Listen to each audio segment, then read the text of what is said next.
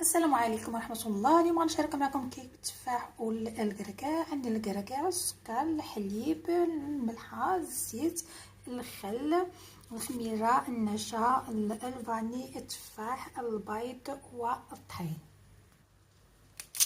البيض،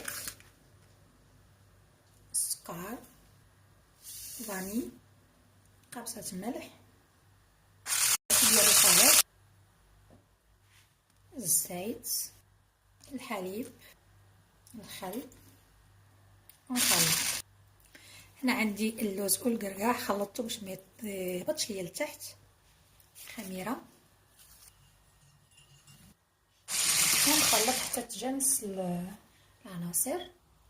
شويه الحامض باش ما تستكحلش ليا، والنشا باش يخليها هشيشه مع الحامض، وندخلها للفرن.